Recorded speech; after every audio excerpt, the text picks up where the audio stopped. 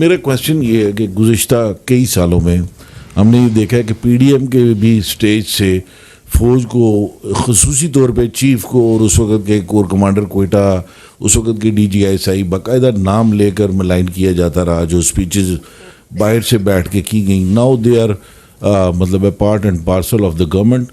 اور یہی صورتحال اب ایک جو ہے اسی طرح کی صورتحال اب دوسری طرف سے بھی سامنے آ رہی ہے. تو کیوں اس پورے پیریڈ کے اندر سر کوئی ایسے میئرز اڈاپٹ نہیں کیے گئے کہ اس قسم کی جو کمپینز اداروں کے خلاف چلتی ہیں ان کو روکا جا سکتا؟ تو آج بھی وہی صورتحال ہے جو پہلے پی ڈی ایم کی جب اے پی سی ہوئی تھی اس وقت جس قسم کی تقریریں ہوئی تھیں، اور اس کے بعد جو کوئٹہ میں، پھر اس کے بعد لاہور میں جو سپیچز ہوئی تھیں، وہی صورتحال سر ایک دفعہ پھر ہے. تو اس پہ ذرا کائنڈلی کہوں. مجھے یہ بتائیے اس کے اوپر اقدامات کس نے لینے؟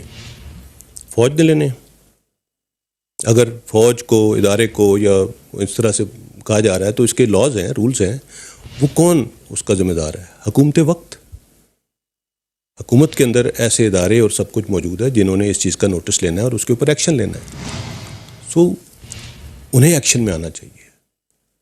جب فوج کسی کو کچھ کہتی ہے یا پکڑتی ہے یا بات کرتی ہے تو اس کے اوپر الزام آتا ہے کہ جی آپ اپنی حدود سے باہر نکل کے آپ نے کچھ کیا ہے.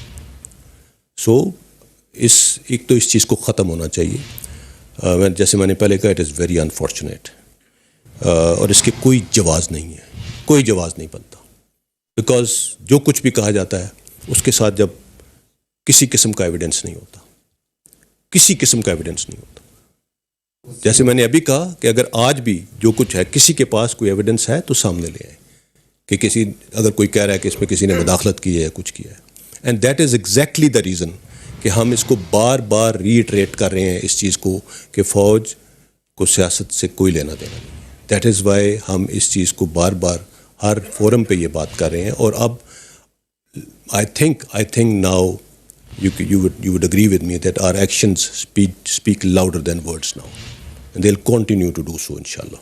جب مولانا فضل الرحمان اور پی ڈی ایم کی دوسری جماعتیں پاک فوج کو للکارتی تھیں یا ان پر الزام تراشی کرتی تھیں، تب پاک فوج صرف زبانی رد عمل دیتی تھی. مولانا فضل الرحمان نے کھلے عام جلسوں میں فوجی جرنیلوں کو للکارا، لیکن کوئی غصہ نہیں. نواز شریف نے جنرل باجوہ پر الزام لگایا اور ان سے حساب مانگا، لیکن کوئی غصہ نہیں. آصف علی زرداری نے جرنیلوں کی اینٹ سے اینٹ بجانے کا کہا، لیکن کوئی غصہ نہیں. مریم نواز نے جلسے میں نعرے لگوائے، یہ جو دہشت گردی ہے اس کے پیچھے وردی ہے، لیکن کوئی غصہ نہیں. اعظم سواتی ڈاکٹر شہباز گل اور فواد چودھری کا کیا قصور تھا جب مولانا فضل الرحمان نے کھلے عام جلسے میں پاک فوج پر الزام لگایا کہ انہوں نے 2018 کا الیکشن چوری کر کے عمران خان کو وزیر اعظم بنوایا؟